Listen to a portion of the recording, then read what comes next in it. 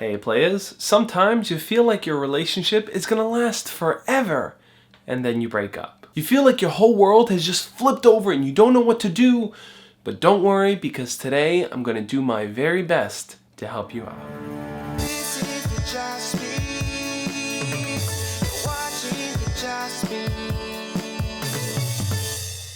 Now, whether you broke up with someone or someone broke up with you, you're feeling something right now that may be hard to understand. Sometimes people walk out of relationships feeling like they just took the weight of the world off their shoulders and they're free to do anything, while others may feel hopeless and immobile. What's important to remember is that it's okay to feel however you're feeling, whether you're sad or hurt or confused as to why this whole thing happened. Taking a moment to accept that you're hurt is going to help you recover a lot quicker than if you were to just pretend like you weren't affected by it at all. If the relationship meant something to you, then you're going to have a feeling, and it's okay, you don't have to hide that. Uncovering those feelings, though, might make you feel like you want to do something bad to either yourself or someone else. It's very common for people to feel anger and frustration after a breakup, but you have to ask yourself the ever-important question, what do you do with the mad that you feel? It's best to channel those feelings into something that lets you output that energy without being harmful or destructive to the people around you. Whether it's going for a run, working out at the gym, or even writing in your journal, find a creative way to direct those feelings into something positive.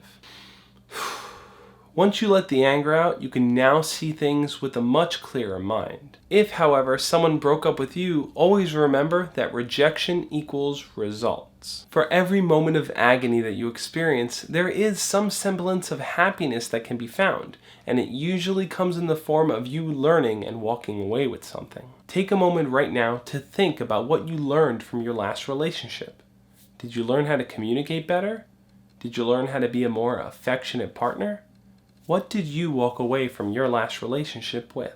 I know, reflection isn't always easy to do, but that's why it's so incredibly important to surround yourself with positive and inspiring people. When I say positive people, I don't mean people that are going to feed you the lines, yeah, your ex is just a jerk, or yeah, you're much better off without them. What they're really doing is trying to get you to focus on avoiding the negativity that came from the relationship, which is very different from focusing on the positive. Focusing on the positive might result in them saying something like, over the last few months or even years, you really defined who you are, and I'm incredibly proud of how far you've come. But if you're just not convinced yet about how to get over your breakup, check out my other video right here where I go in depth on how to forget your past. When you're in a relationship for a while, you begin to develop an interdependent existence, which simply means that when you make decisions, you're conscious of your partner and you recognize the fact that this person is an important part of your life. Now that you're single again, it's important to strengthen your independence. That might mean picking up new hobbies,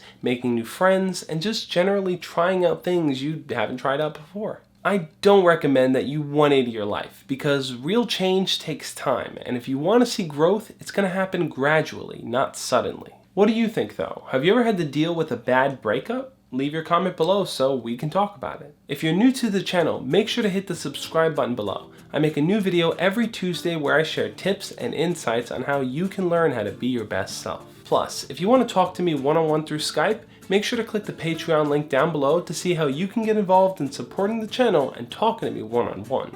I know, what you're going through is incredibly tough right now, and I want you to know that I'm here for you. So, send me an email at thejoshspeaks@gmail.com or leave a comment down below and just let me know how you're doing.